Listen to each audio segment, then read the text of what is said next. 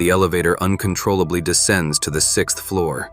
When the door opens, it's not the corridor outside, but a wall smeared with handprints. Today, let's talk about a famous urban legend, the Ruby Mansion in Mianyang. Locals in Sichuan should have heard of it. This building is quite infamous as a haunted house.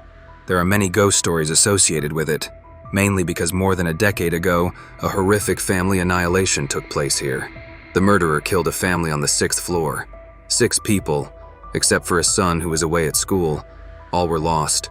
Even the family dog was killed alive. The bodies were mutilated. It took a long time before they were discovered. The murderer jumped off a building a few days after the act, so no one knows his motive. There are various theories about the room. Some say it was over money or because the murderer was bullied by the family, but there's no clear answer. Initially, there weren't many tenants on the 6th floor.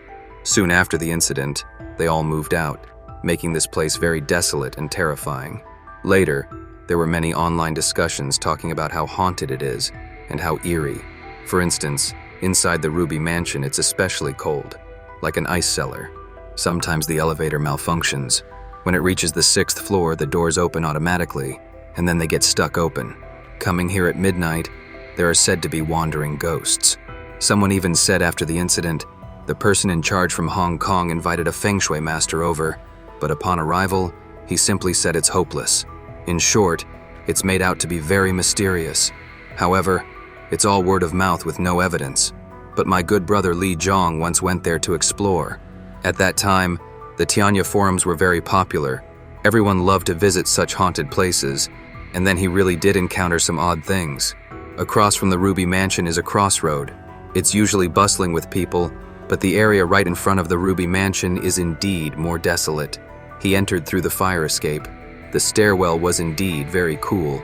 In the middle of summer, it was around 26-27 degrees, but that's actually normal. After all, it's indoors without any sunlight. There are still people in the Ruby Mansion, but only in the upper floors. They are all companies.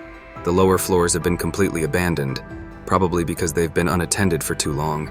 The interiors are very old, pitch black, with few lights. The hallways are dusty. You might even see some trash bags. Some rooms haven't even been renovated, still bare concrete. Before entering, Li Zongping was still relaxed, even joking around. But after a while, he wasn't laughing.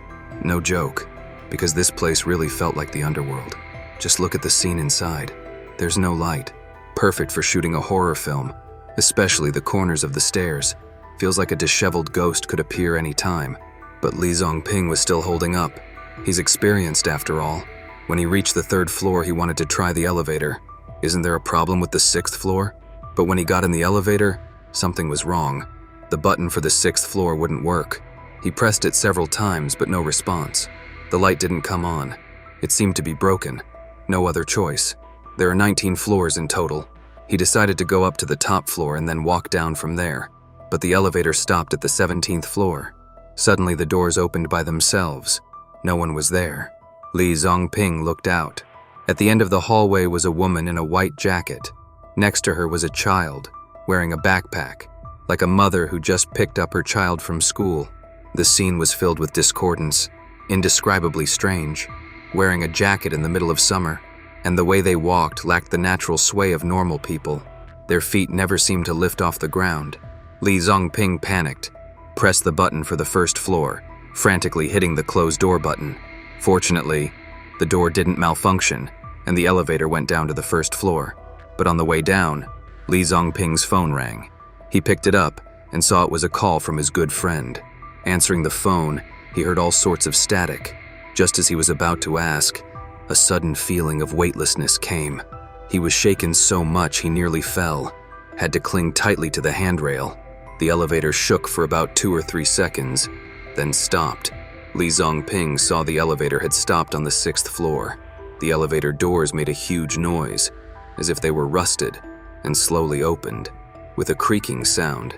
Outside the doors wasn't the corridor, but a wall, covered with handprints, various sizes, as if someone was trapped inside, continuously hitting the wall, big and small, like someone was banging on it.